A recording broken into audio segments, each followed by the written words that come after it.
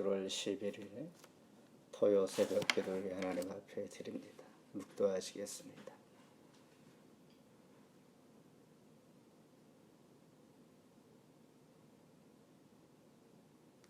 사도신경으로 신앙 고백합니다. 전능하사 천지를 만드신 하나님 아버지를 내가 믿사오며 그 외아들 우리 주 예수 그리스도를 믿사오니 이는 성령으로 잉태하사 동정녀 마리아에게 낳으시고 본디오 필라도에게 고난을 받으사 십자가에 못 박혀 죽으시고 장사한 지 사흘 만에 죽은 자 가운데 다시 살아났으며 하늘에 오르사 전능하신 하나님 우편한 자 계시다가 저리로서 산 자와 죽은 자를 심판하러 오시리라. 성령을 믿사오며 거룩한 공의와 성도가 서로 교통하는 것과 죄를 사하여 주시는 것과 몸이 다해 사는 것과 영원히 사는 것을 믿사옵나이다. 아멘. 찬송 314장입니다.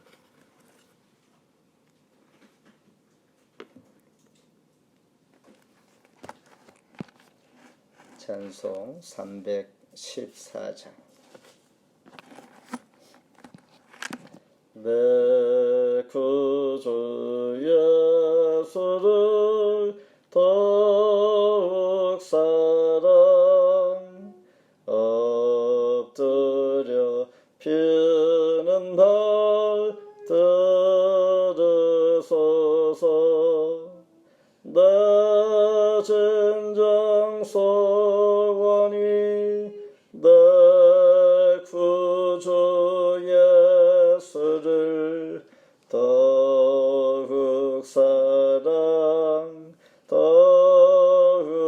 사랑 이전에 세상 다 기뻤어도 지금 내 기쁨은 오직 예수. 다만 내 비는 날 내 구주 예수를 더욱 사랑 이 세상 떠날 때 찬양하고 숨질 때 하는 말 이것을세. 다만 내 피는 말 내 구주 예수를 더욱 사랑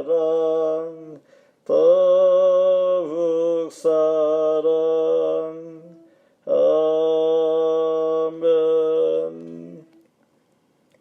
하나님 감사합니다. 오늘도 7월 두 번째 주 한 주간을 보내며 토요 새벽 기도회로 하나님 앞에 기도합니다. 머리 숙여 기도하는 하나님의 백성들을 통하여 오늘도 영광 받아 주옵소서. 토론토 중년교회를 통하여 하나님의 교회가 그 나라와 의를 위하여 귀히 쓰임 받으며 하나님 앞에 고백하며 나오는 모든 심령마다 위로와 힘을 얻고 영원한 생명을 얻으며 하나님을 만나는 복된 교회로 축복하여 주시기를 간절히 원합니다.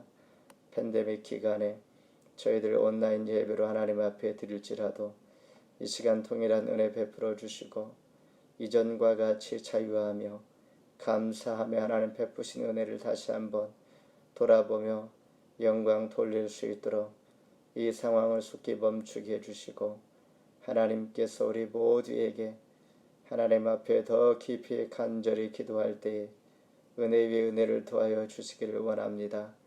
이 시간도 토요 새벽 기도로 하나님 나아갈 때에 귀한 생명의 말씀으로 푸른 초장으로 인도해 주시어서 오늘도 말씀 붙들고 승리하게 해주시고 듣는 가운데 기도하는 가운데 새심 주시옵고 또한 비전을 주시며 하나님의 큰 위로가 있게 주시옵소서. 이 시간 말씀할 때에 성령 하나님께서 동행해 주옵소서. 예수 그리스도 이름으로 기도합나이다. 아멘. 하나님 말씀 보실 때 창세기 13장입니다. 창세기 13장 1절로 8절까지 기록합니다. 창세기 13장 1절로 8절까지 기록합니다. 아브라함이 애굽에서 그와 그의 아내와 모든 소유와 룻과 함께 네겝으로 올라가니 그가 네겝에서부터 길을 떠나 베델에 이르며 베델과 아이 사이 곧 전에 장막 쳤던 곳에 이르니 그가 처음으로 베델을 쌓은 것이라. 그가 거기서 여호와의 이름을 불렀더라. 아브라함의 일행 롯도 양과 소와 장막이 있으므로 그 땅에 그들이 동거하기에 넉넉하지 못하였으니 이는 그들의 소유가 많아서 동거할 수 없었음이니라. 함께 읽습니다. 그러므로 아브라함의 가축의 목자와 롯의 가축의 목자가 서로 다투고 또 가나안 사람과 브리스 사람도 그 땅에 거주하였는지라. 아멘. 새벽 기도에 함께 동참하신 집사님들 주의 이름으로 환영하며 축복합니다. 오늘 이 아침에도 건강한 모습으로 벌써 토요 새벽 기도에 7월 두 번째 주입니다. 은혜 가운데 함께 말씀을 묵상하면서 기도할 때 하나님의 은혜가 임하기를 원합니다. 13장 애굽에서 가나안 땅으로 다시 돌아온 아브라함의 모습을 오늘 말씀에서 기술하고 있습니다. 많은 소유와 함께 그의 롯도 함께 돌아왔습니다.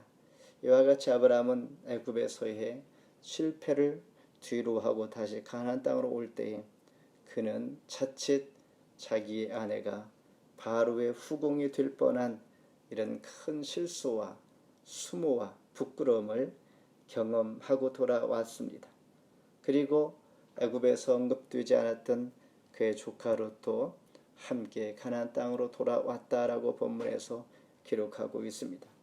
그런데 문제는 그 조카 롯과의 갈등이 생기면서 우리 살아가는 모든 삶의 현장에서 벌어지는 다양한 갈등을 다시 한번 생각하면서 바로 아브라함의 이런 갈등 가운데 어떻게 잠재우며 해결하는가 오늘 본문을 통하여 우리에게 지혜를 줍니다. 갈등이 어느 곳에서나 있을 수 있지만은 문제를 어떻게 대처하여 해결해 가는가가 매우 중요한 것처럼 오늘 말씀 가운데 은혜의 시간 되기를 바랍니다. 먼저 4절을 같이 한번 다시 읽습니다. 13장 4절 그가 처음으로 제단을 쌓은 곳이라. 그가 거기서 여호와 이름을 불렀더라. 아멘. 원래의 예배자로 다시 돌아온 것입니다. 처음으로 제단을 쌓은 곳이라. 거기서 여호와 이름을 불렀더라. 다시 시작하는 아브라함의 마음 다짐을 보게 되는데 아브라함 애굽에서 그와 아내 또한 소유 그리고 많은 재물뿐만 아니라 그의 조카도 네겝으로 올라왔다라는 것. 이때 지금 읽은 것처럼 제단을 쌓은 곳 아브라함이 가축과 은과 금이 풍부하였는데 그의 시작은 제단을 쌓은 곳 다시 말해서 여호와 이름을 불러 예배를 드린 이곳 예배로 시작한다라는 것을 보여줍니다. 그리고 그에게 지금 소유가 많다라는 것 재산을 보여주는데 아브라함이 재산을 볼 때마다 무슨 생각이 들겠는가? 애굽에 나아가 그가 실패했던 즉 바로왕 앞에 자기 아내를 누이라고 속였다가 큰 문제가 날 뻔했던 이런 상황에서 하나님께서 징계를 하심으로 바로가 아브라함과 그의 아내 모든 일행들을 다시 돌려보낼 때에 아브라함은 부끄러움을 당했습니다. 그리고 바로는 보낼 때에 재산도 함께 주어서 보냈던 것입니다. 그러니 아브라함이 재산을 볼 때마다 과거의 애굽에서의 실패가 생각이 드는 것입니다. 이처럼 오늘 말씀 13장은 재물, 즉 소유, 가지고 있는 것과 또한 하나님과의 관계를 또한 실패를 생각나게 하는 그런 말씀입니다. 그런데 다행히 아브라함은 가나안에 돌아와 장막을 쳤던 과거의 그 자리로 돌아가 예배를 드렸다라는 것입니다. 이 말은 하나님과 관계를 회복하고 다시 한번 나의 실패를 경험 삼아서 하나님 앞에 바로 서야지라는 다짐을 그가 했음을 우리에게 간접적으로 말씀을 통하여 보여주고 있다라는 것입니다. 예배를 통하여 그의 마음이 회복되었을 것이며 문제와 갈등과 패배가 하나님과의 관계를 회복하면서 모든 다시 한번 신뢰를 하나님 앞에 회복시키기 위한 그러한 결단의 시작의 말씀이 오늘 말씀 시작이 바로 중요한 것, 실패도 참으로 실패의 경험도 중요하지만은 하나님 앞에 다시 돌아왔다라는 것입니다. 두 번째는 너희가 좌하면 나는 우하리라. 너희가 우하면 나는 좌하리라. 9절입니다. 9절 같이 한번 읽습니다. 너희 앞에 온 땅이 있지 아니하냐. 나를 떠나가라. 좌하면 나는 우하고 너희가 우하면 나는 좌하리라. 5절에 보면 롯도 부자가 되었다. 부자가 되어 나왔다. 즉 바로가 아브람뿐만 아니라 롯에게도 많은 재물을 주었다라는 것입니다. 그런데 부자가 된다는 것 나쁜 것이 아닙니다. 좋은 것입니다. 문제는 부유함으로 가진 것이 많이 있으므로 늘 물질로 인하여 갈등의 소지가 있음을 보여줍니다. 7절에 보면 그러므로 아브라함의 가축의 목자와 롯의 가축의 목자가 서로 다투고 또 가나안 사람과 브리스 사람도 그 땅에 거주하였는지라. 당시의 부자의 기준은 가축이 많이 있는 것입니다. 가축이 많이 있다는 것은 당장에 초장이 있어야 한다는 것이죠. 그런데 지금 7절 읽은 것처럼 가나안으로 돌아왔을 때 가나안 사람과 브리스 사람들이 이미 땅을 차지하고 있었기에 아브라함과 롯은 많은 가축과 함께 그 땅의 푸른 초장, 즉 가축을 키울 만한 땅이 부족하고 한계가 있다라는 것을 보여줄 때에 결국은 함께 동거할 수 없음을 원인이 바로 가축이 많다라는 것입니다. 그래서 서로가 다투었다는 것이죠. 이런 상황에서 아브라함은 어떻게 대처를 했는가? 아브라함은 잘 해결자로 보여주십니다. 8절 같이 한번 다시 읽습니다. 아브라함이 롯에게 이르되 우리는 한 친족이라 나나 너나 내 목자나 너희 목자나 서로 다투게 하지 말자.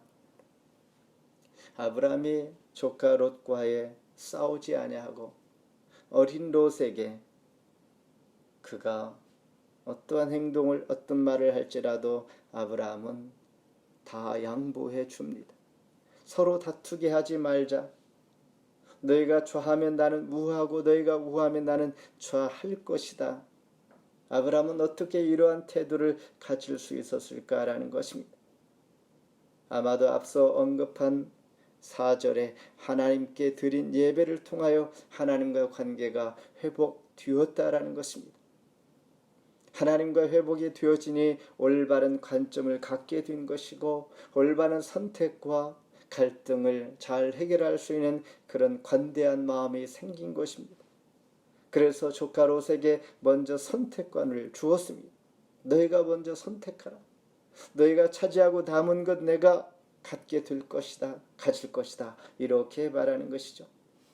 이 말은 아브라함이 하나님의 약속을 믿었기 때문입니다. 하나님을 신뢰했기 때문입니다. 하나님께서 어떤 분이신가를 알았기 때문입니다. 하나님 앞에 예배함으로 말미암아 하나님과 관계가 회복되었으니 너희 선택을 하라. 나머지 내가 가질지라도 하나님께서 나를 손해보고 나에게 불이익하게 나쁘게 하겠는가? 좋으신 하나님께서 더 선하게 인도하실 줄 믿었다는 것입니다. 이 말씀은 우리가 하나님과의 수직적인 관계가 회복이 되면 수평적인 이 땅에서의 이웃과의 사람과의 관계가 또한 바르게 회복된다라는 것을 간접적으로 우리가 보여주면서 여기에서 지혜를 얻는 것입니다. 하나님과의 관계가 잘 회복되어지면 개인도 가정도 교회도 하나님 앞에 바르게 세워지면 평탄한 평안이 그리고 문제가 없이 또한 원만하게 해결되어지는 것을 우리가 지혜를 얻게 됩니다. 아무튼 내가 하나님과 관계가 회복되어서 양보하고 관대하게 할 때 모든 일이 다 잘 되는 것은 아닙니다. 상대방이 더 악하여 이용할 수도 있습니다. 나를 더 억울하게 할 수도 있습니다. 그러나 최소한 갈등의 문제는 해결하게 된다라는 것입니다. 그리고 성도의 바른 삶이요 하나님께서 기억하심을 우리가 믿는 것입니다. 마지막으로 보이는 땅을 너에게 주리라 15절 같이 한번 읽습니다. 보이는 땅을 내가 너와 너희 자손에게 주리니 영원히 이르리라.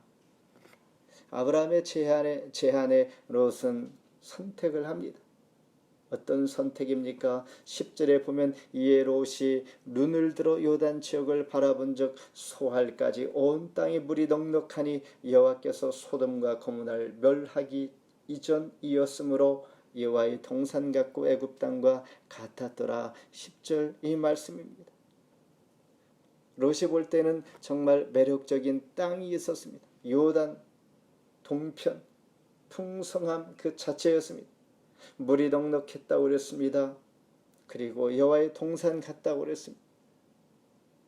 눈으로 바라볼 때 이 모습 풍성함이 가지고 있는 가축에게 정말로 큰 위로와 풍부함으로 재산을 지키기에 너무 좋은 매력적인 땅이었던 것입니다. 여기서 여호와의 동산이라는 것은 에덴 동산을 말합니다. 에덴 동산과 같이 중앙 실과의 하와 마음의 욕심이 결국은 문제가 일으켜 에덴 동산을 떠나야 했던 것처럼 롯이 바라본 요단 동편의 여호와 동산 같은 이 좋은 풍부한 이 땅의 모습이 순간 마음의 욕심에 끌려서 그의 삼촌 아브라함이 배려하고 또한 선택할 때에 최소한 하나님의 사람이라면 하나님 앞에 뜻을 구하는 것이 바른 방법임에도 불구하고 아마 롯은 눈에 보이는 것이 너무나 좋아서 주변 모든 상황들을 생각지도 않고 안중에도 없었을 것이다 라는 것입니다. 하나님 앞에 뜻을 구하는 기도도 삼촌의 배려도 아무 관계없이 안중에 기억 없이 생각지도 않고 그냥 선택한 것이죠. 그런데 하나님께서는 어떻게 말씀하시는가? 다시 한번 10절을 보면 여호와께서 소돔과 고모라를 멸하시기 전이었으므로 어쩌면 롯이 선택한 땅이 너무나 좋았지만은 그 말씀 가운데 불길함 그리고 훗날 비참한 좋지 않은 그런 그림자가 그리워져 있습니다. 여호와께서 소돔과 고모라를 멸하시기 전 하나님은 이미 그 땅을 계획하고 그 땅이 너무나 악하여서 큰 죄인들이 있으므로 멸하려고 작정했던 땅이었음을 알게 됩니다. 13절 같이 한번 읽습니다. 소돔 사람은 여호와 앞에 악하며 큰 죄인이었더라. 롯이 보기에 좋은 땅을 선택했는데 그 땅은 너무나 하나님 앞에 악했다. 큰 죄인이었다. 그런데 롯은 그 땅을 지금 선택한 것입니다. 그렇다면 롯이 선택한 후에 아브라함은 어떠했는가라는 것입니다. 아브라함은 다 양보해 줬습니다.